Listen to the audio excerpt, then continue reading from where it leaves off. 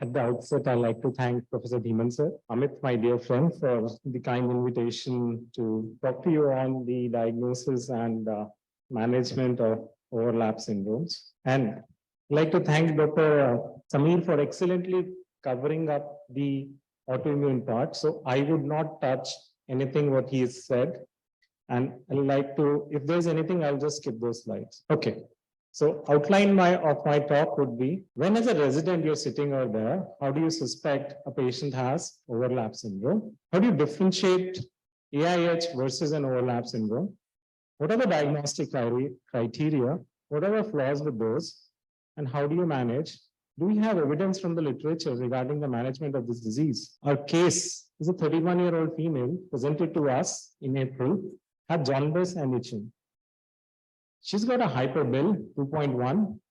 AST-ALT is 150 to 128. Alkaline phosphatase, almost like 3 times rise, 463. Protein albumin are normal. IgG is 1811. More than the standard criteria what Dr. Samir told us, 1.1 times IgG is elevated. Positive autoimmune markers, AMA is positive. MRCP shows some central IHBRD. No stricturing, no bleeding. How do you approach as a resident? Okay, so when you suspect overlap, you heard about autoimmune hepatitis, the diagnostic criteria, ALT elevation, IgG elevation, positive autoimmune markers. Let's look at what are these overlap diseases. Which other diseases are we trying to combine and come up to the syndrome, which is overlap syndrome. So PSC, which is primary sclerosing cholangitis, characterized by a rise in outflows more than 2 times, biliary strictures, presence of IBD. PBC, typically in a middle-aged woman, female to male ratio of 9:1, again, elevated outflows, positive AMA. A combination overlap plus minus of either serology, biochemical, radiology, or histology, this is what is known as an overlap syndrome. Do they occur simultaneously? They can occur simultaneously or be consecutive. So AIH can come first, followed by PSC, PBC, or PSC, PBC can come first, followed by AIH. So keep these in mind. A little more division on this autoimmune hepatitis, which is another term which is known as autoimmune cholangitis. Predominantly a histological diagnosis, which your pathologist gives it. Characterized by AMA negative, normal cholangiography, bile duct injury loss, can be subclassified further as AMA negative PBC, autoimmune sclerosing cholangitis, and IgG4. So now, let's expand this overlap. You can have any combination of these. This is what is known as overlap syndromes. As a resident, when you're looking at a patient, you remember there are lots of differential diagnoses. And when you're working up, do work up for all other causes, including viral. Typical viral heps include the A, B, C, and E. Think about drugs, which we discussed in the last session. Always rule out alcohol. Look at non-alcoholic steatohepatitis, the new kid on the block, which you're going to hear in the next session. HIV cholangiopathy, rule out Wilson's, SLE, and celiac disease. In such patients, look for other autoimmune disorders in these patients. So that's very important. Criteria. Everything which we see, there is somebody who's given a criteria. For this, that is a combination of AIH and PBC, we've got a criteria known as Paris criteria. Essentially says that 2 on the 3 criteria, typical for PBC or AIH, should be fulfilled when you label a patient as an overlap of AIH and PBC. What has this been validated? Who's given this criteria? Unfortunately, that's a data which is lacking. So let's look at what is this patient group when we say as overlap, that is PBC and AIH compared to patients, those who got AIH. What I would like to highlight to you is, look at the number of patients which have been described in these studies, 16 of overlap versus 315. But what this shows is that those patients who got overlap have higher AST, ALT, and alkaline phosphatase values. The SMA positivity has been reported in as high as 68%. Okay, the problem with these diagnostic criteria? What is the gold standard of making this diagnosis? There's no gold standard. It's a clinical judgment. You heard in the last lecture, autoimmune hepatitis, eventually your diagnosis is predominantly clinical. Your clinical judgment, that's the most important thing. And you may have even autoimmune negative, serology negative. And we've seen from the data from the ARC group, see, even 25 to 40% of ACLF patients may be autoimmune antibody negative. So these patients do not satisfy the typical criteria. These criteria are all arbitrary, based on small sample size.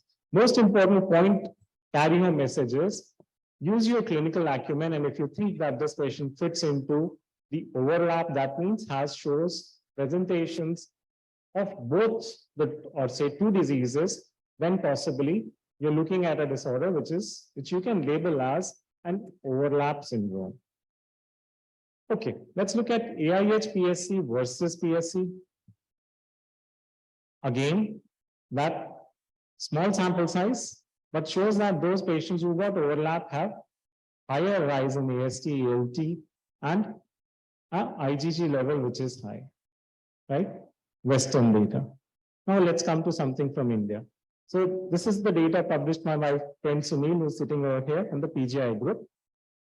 See, in contrast, what has been reported from the Western literature, patients with overlap syndrome in our setup have lower AST, lower ALT, though have higher alkaline phosphatase.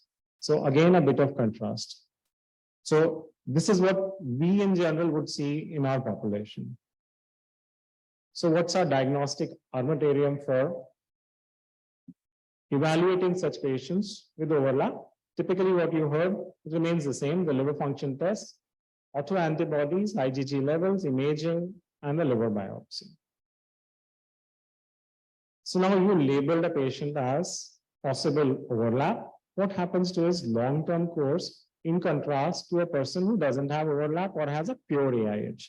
So data suggests that those patients who got overlap syndromes have a poor survival compared to those who have just pure autoimmune hepatitis. That means AIH and PBC probably have a poor outcome. They have higher rates of portal hypertension, they've got higher grades of esophageal varices, more bleeding, more ascites, a higher proportion of these patients die and need liver transplantation. Another small sample size study shows on the natural history of AIH and PSC combination, again suggesting that these patients have a more severe disease, a worse outcome as compared to those who got AIH or those who got PBC and AIH combination. So what do you treat these patients with? You heard beautifully how you got different drugs for autoimmune hepatitis, which can be used and show good amount of response. We've got diseases like PSC and AIH. Do we have any drugs available for them, which leads to an improved outcome? There is scant amount of data. And let's see what is that data from the literature, what does that suggest to us? So now we've got a patient who's got two diseases. So intuitively, you will feel that why not treat both the diseases together with whatever drugs we have available? So autoimmune drugs, you add up something for PBC and something for the other, that is the PSC. So do we have any data supporting that? So what this study even here, in contrast to what I have shown you previously, shows that overlap syndrome patients have a better outcome.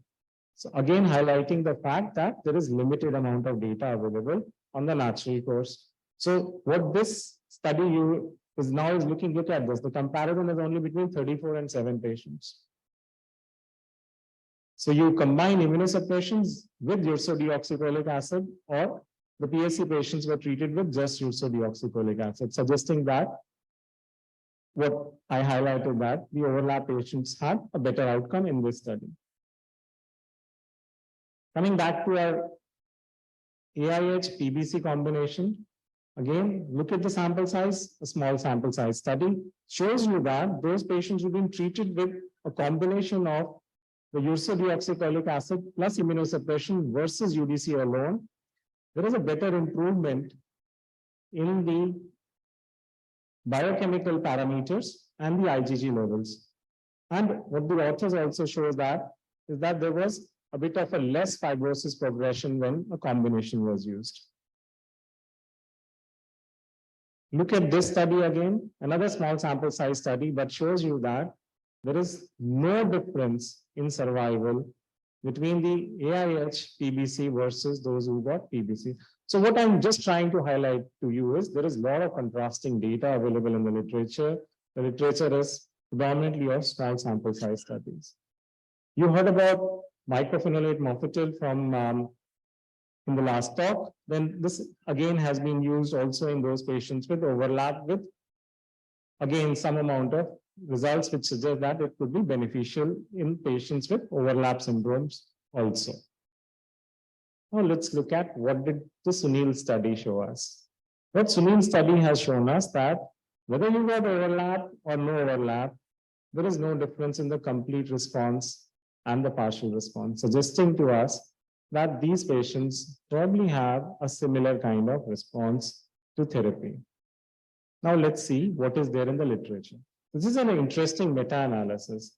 Like what I highlighted to you is that there are small number of samples included. So what Friedman did was he looked at all the studies. Now look at a combination of AIH PBC overlap treated with UDCA versus UDCA plus steroids or antimetabolites. Biochemical improvement, yeah, a trend towards possible better biochemical improvement when you use a combination. Again, suggesting to us that combination may be more beneficial. Transplant-free survival, not much of a benefit. But then again, that this is the data combining all the studies published. Okay. The other option in management of these patients, intuitively, what would suggest is, as suggested by Professor Samir, is use of steroids or azathioprine for autoimmune hepatitis and clubin for PBC is ursodeoxycholic acid. What this meta-analysis showed us is that the biochemical improvement is significantly better when you use a combination therapy as compared to those patients treated with just steroids and aza.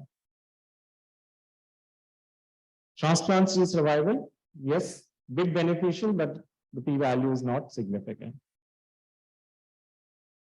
In autoimmune cholangitis group, the biochemical improvement, again, not much of a significant difference when you're treating with UDCA versus immunosuppression.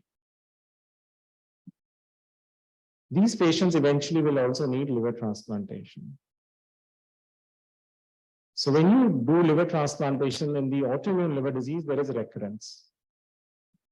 The recurrence is much higher in overlap syndrome as compared to those with AIH or PBC or PSC. But the graft survival is similar across these four groups, and the overall survival is also similar across these four groups. Another mimic is an IgG4 disease, which closely mimics the PSC-AIH overlap syndrome. Diagnosed typically on elevated levels of IgG4 and infiltration of IgG positive plasma cells on the liver biopsy samples.